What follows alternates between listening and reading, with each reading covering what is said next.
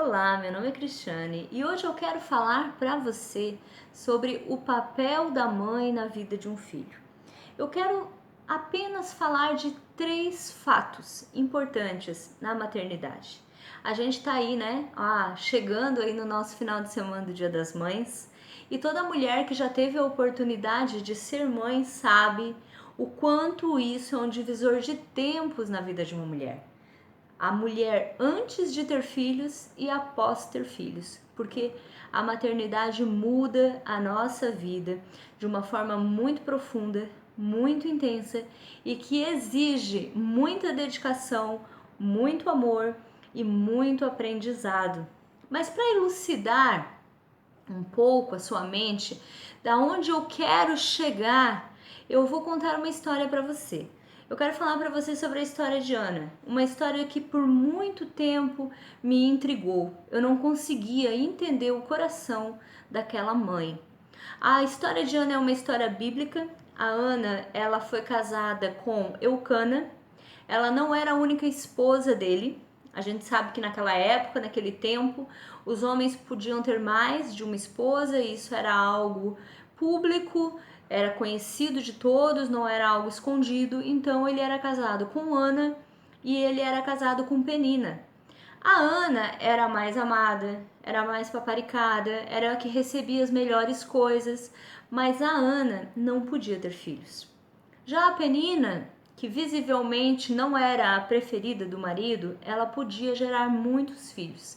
Então a Bíblia relata de uma forma muito clara que as duas eram rivais e que a Penina, ela incomodava e irritava muito Ana usando esse ponto frágil da vida da Ana, que era o de não poder gerar filhos. Já como ela tinha, ela incomodava dessa forma porque ela não tinha o coração do marido como Ana tinha. E aí a maternidade da Ana, o processo, né, para que a Ana se tornasse mãe, foi um processo difícil. Mas houve um ano que ela foi até o templo. E lá no templo, ela derramou o seu coração diante de Deus. Ela foi até o altar e derramou o seu coração. Naquela época, as famílias elas iam ao templo uma vez por ano. Era o dia onde elas iam, era onde elas apresentavam as suas famílias a Deus, elas oravam, faziam suas ofertas e depois elas voltavam para a sua vida rotineira, cotidiana, e só a partir de um ano iam ao templo novamente. Naquele ano, Ana chegou com o coração pesado diante de Deus. E ali ela chorou muito e expôs diante de Deus o seu coração. Quando Ana voltou para casa, as coisas mudaram. A Ana engravidou, gerou um filho, e quando ela voltou novamente no ano seguinte ao templo, ela já tinha um bebezinho, já tinha um nome, o nome do seu filho era Samuel, ela pôde apresentar a Deus, mas ela tomou uma decisão que mexia com o meu coração. Ela fez um acordo com o sacerdote. Ela decidiu que ela iria desmamar o seu filho, que ela ia entregá-lo ao sacerdote, para que o seu filho ficasse sobre os cuidados do sacerdote. E a partir daí, claro, ela ia passar a acompanhar o crescimento do filho à distância. Isso para mim era uma loucura, eu não conseguia compreender. Mas ao longo do tempo, com todas as minhas experiências com a maternidade, hoje eu consigo compreender melhor o coração de Ana. E o primeiro fato que eu quero deixar para você é: você não é dona do seu filho. Quando nós geramos um filho, como ele está sobre a nossa responsabilidade, nossa e do pai, nós muitas vezes podemos nos confundir e acharmos que esse filho é propriedade nossa. Mas algo que a Ana me ensinou de uma forma muito profunda, algo que Deus me ensinou de uma forma muito profunda, é que nós não somos donos dos nossos filhos, porque os nossos filhos foram gerados no coração de Deus. E eles têm um pai que é o Senhor. E o Senhor nos escolheu para gerarmos e sermos a família que o nosso filho precisa para que o propósito de Deus se cumpra na vida dele. E a Bíblia nos ensina que nós somos mordomos e que tudo aquilo que Deus coloca nas nossas mãos nós precisamos cuidar como algo precioso e fazer tudo em amor a Deus, como quem um dia vai prestar contas a Ele daquilo que fizemos. Então nós não podemos achar que porque nós temos um filho, porque nós o amamos de forma incondicional, esse filho não tem um propósito lá no coração de Deus e que nós, como mães, podemos agir, educar, amar, orientar da forma que bem nos convém.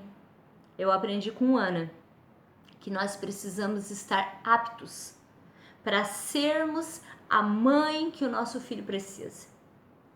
Logo mais à frente a gente compreende que Deus estava gerando ali, no ventre da Ana, um futuro sacerdote. Um sacerdote que faria a diferença na sua geração e na história do cristianismo até hoje. Samuel é um sacerdote relatado na Bíblia e com ele a gente aprende coisas muito importantes. Coisas como não olhar a aparência, mas olhar o coração, como lidar com autoridades, como ouvir a voz de Deus.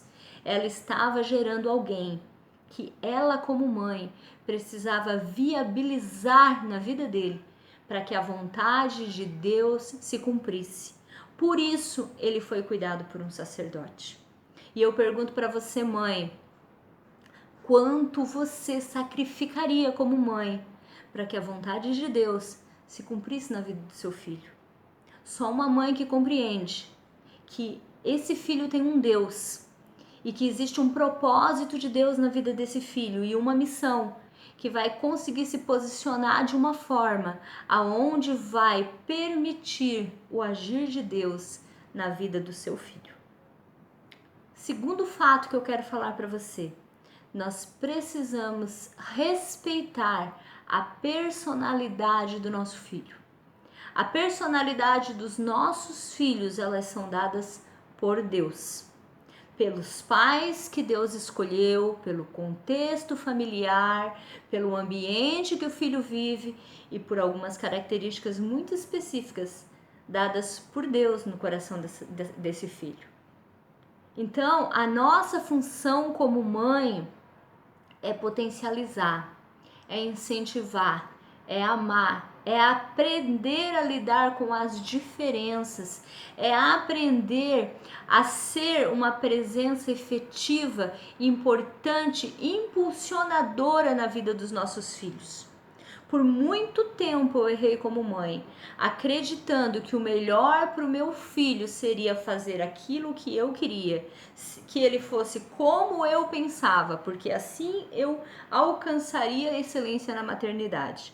Até eu compreender que Deus gera personalidades que precisam ser respeitadas e que nós, como mãe, muitas vezes nós precisamos de sabedoria para saber amar e respeitar nossos filhos e usar tudo o que eles têm de melhor em favor do crescimento deles.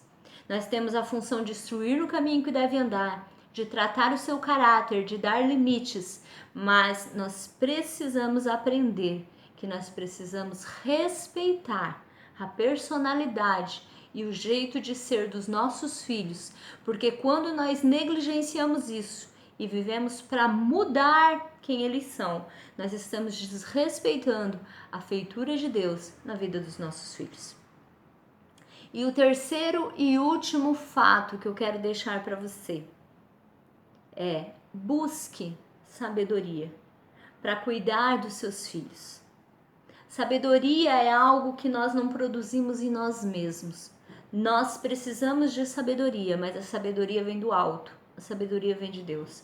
Ore pelo seu filho, ore a Deus por ele.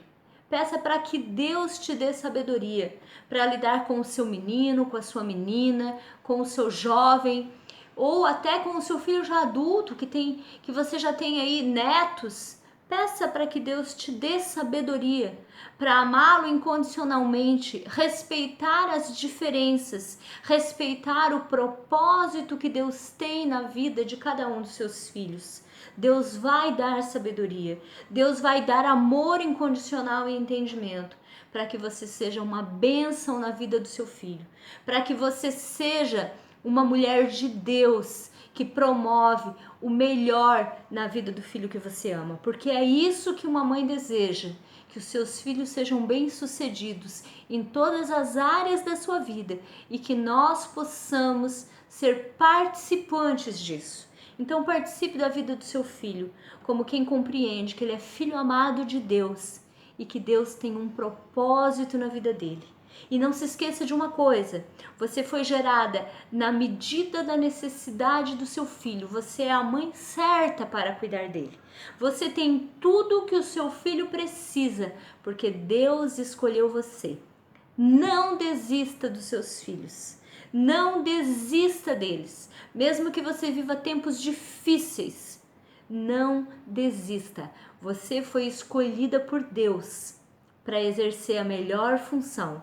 E ele nunca vai ter outra mãe. Só você vai conseguir ser a mãe que o seu filho precisa e que Deus consiga realizar todo o propósito, todo o projeto que ele tem na vida dos seus filhos e que você nunca seja um impedimento para que Deus haja na vida deles. É isso que eu desejo para você nesse Dia das Mães. Pense nisso. Te espero semana que vem.